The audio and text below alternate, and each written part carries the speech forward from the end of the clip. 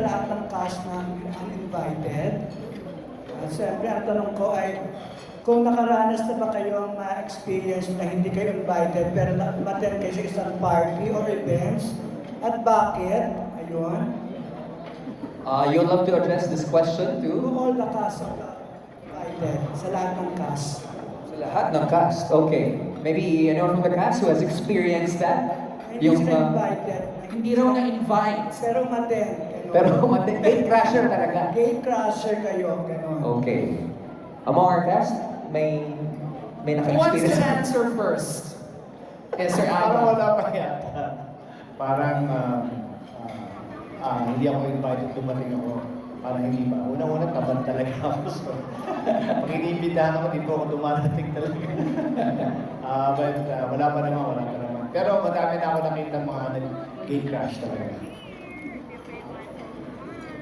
Medyo nakakahiya nga yun na-invite. Hindi ka na-invite, tapos dumating. Pero okay rin naman. Parang pag nandun na, wala ka naman magagawa. Basta masaya lang. Oo. Huwag lang mong gugulo, di ba? Huwag ka lamang Tama naman. Okay, thank you so much, Sir Fernand, for that question. Are you happy? Isa lang ang sumagot eh. Okay. May mga, ano ba? Okay. With all honesty, hindi ko pa nasubukan talaga. Lahat ng pinuntahan kong affair, I make sure na talaga, imbitado ako, invited ako. Okay. Nats? Nats? Nag-crush ka na ba? Grabe naman yung baka may sikreto sila. No, but I guess, alam mo na yun, pag magkakaibigan kasi kayo, pag na-invite ka, or kahit hindi ka na-invite directly nung may party or nung may birthday, parang naghahatakot o mag-invite ka ng ibang friends mo, magsama ka ng maraming tao. So, minsan nasasama ako. Pero pagdating ko naman doon, uy, so happy that you're here. So, I don't know if that's considered, I mean, siguro, considered siya as gate crashing. But, Pwede rin late invite Oo, or oo. on the spot. On the spot yung mahiya naman yung gumawa ng party na, uy, ba't dito si Nadine Dostre? Ano ba to? So, dapat happy ka Ginagawa na. mo dito. Yeah. Kaya wala pa naman gano'n. Wala pa naman ganun na Thank experience. you. Jerry, after 30 years, the last movie we did was Sinungaling ang Puso. Pero may yung between. Nag-isang between. Nag-isang between. Pero matagal na rin, siguro mga 25 years ago na rin yun. 1994, 30 years ago. Oh my God. 20 years old ako, 30. Yeah. So, ano yun? Bakit dito? Kasi nung kinonceptualize yung istorya nito, of course, alam namin na hindi madali yung istorya ng uninvited. Initially, ang tawag pa nga namin dito, Project Red. Pero nung nilay out na nila yung istorya, hindi talaga madali at talagang importante yung mga characters dun sa movie para maging epektibo. Nung nabuo na ito, nag-usap na kami nila direct, ng team. Wala talagang ibang choice to play Gilly. Talagang kung hindi right away ang isang unang pangalan na ibinagsak. Totoo ha? Aga Mulak. That's why nung nadinig ko na tumawag sa akin si Aga, and then sinabi niya na, ano Vi? Totoo ba? Gagawin natin yung pelikula ito? Totoo ba? Gagawa tayo ng pelikula? Tapos sabi ko, Aga, tanggapin mo dahil kung hindi, isosoli mo na yung kandila bilang ninang yun ni Christine sa kasal. Sabi ko, pag hindi mo tinanggap to, babalik ko na yung kandila sa inyo ni Sherlyn. Kasi hindi na nila ako sa kasal. Kaya tanggapin mo na to dahil gusto na kitang bakbakan. yun nag-umpisa yun. And now, ito na, tapos na yung pelikula namin. Si Aga, kumusta namin pag-usap ito? So how can you just say no? Diba? When the film was offered sa akin, all I had to do was call her first and then sabi nga na prosecute sa akin sa table, Sir, tatawagan mo, bakit hindi? Nakakusap ko siya parate. I mean, we're good friends, so I called her up and I just asked her the question. Gagawin mo ba to? ikaw ba talaga? Tuloy ba talaga to? Sabi niya, yes. Sabi niya, yun nga, ganito, gawin mo to, ganyan. Hindi niya naman kailangan magsalita pa, para I was just waiting for this time. So I'm just happy. Again, like what I mentioned a while back, I'm just the happiest to have done this film and to have done it again with Miss De Los Santos. It's just, kumbaga, it comes in threes, di ba? So this is her third film. I'm okay. Done now sa buhay. And proud ako sa dalawang pelikula na ginawa namin. Ito, sobra ako proud sa pangakawa. Ay, dito lang, na-excite na po ako. Salamat sa pag-afford niyo sa akin sa pelikula na to. And if I may add, kung dadagdag ko lang, yung talagang napa-excite ako na talagang sabi ko, gawin na, shooting na.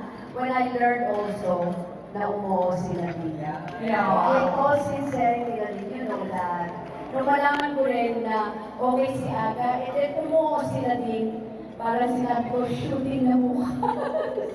So, malaking bagay sa akin yun na talagang nakasama ko si Aga and si Nadine. And then, while preparing for the shoot, nalaman ko pa kung gaano kabibigat yung mga artistang makakasama namin sa movie.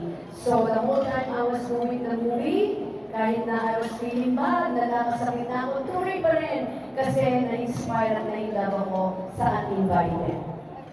Salamat. Totoo yun, kaya nung sinabi nga sa akin kasama si Nadine, sabi ko si Nadine, ang hinilate ko siya. Sabi, hindi. Anak ko siya. Sabi ko, buti naman. Yun lang. Maraming salamat. Maraming salamat. Thank you very much, Mr. Jerry. Thank you very much. That's an action to, no? Safe to say, yung kandila na kayo ni Scale, mga Parang may nalis from Sir Aga side po. Oh, okay. Talking about that certain scene, that teaser that we saw a while ago. Ladies first? I guess I would start with the similarities.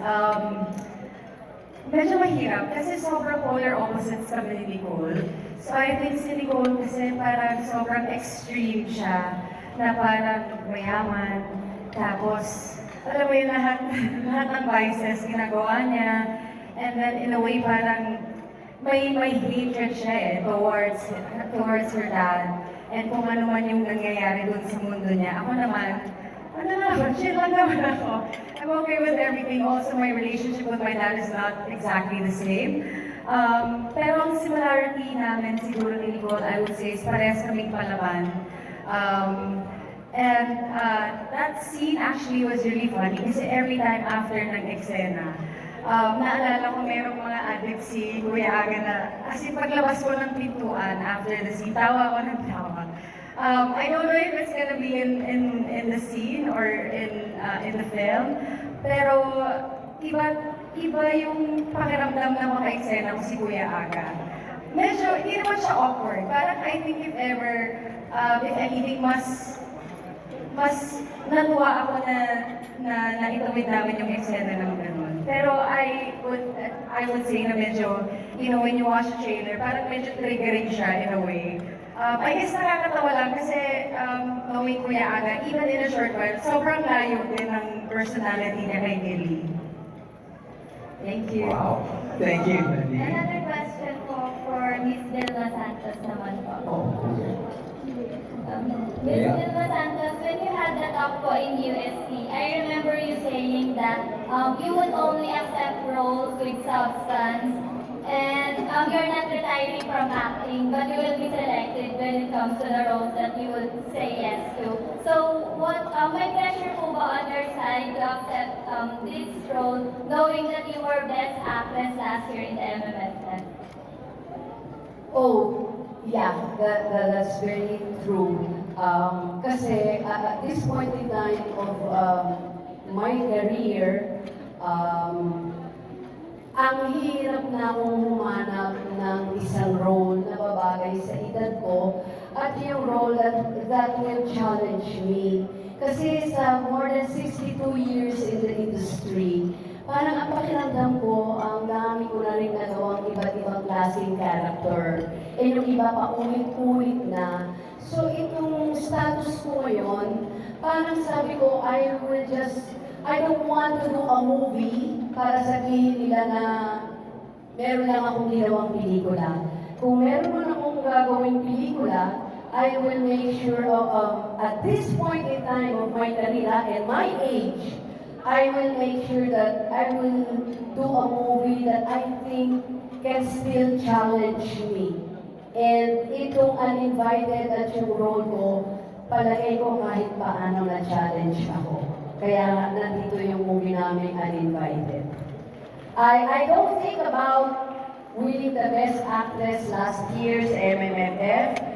Miski when we were meeting about this movie, ang gusto ko lang, makagawa kami ng isang magandang movie na kaya namin ipagmalaki lahat. Yun ang nasa isip namin. Thank you. Thank you. All right. Thank you.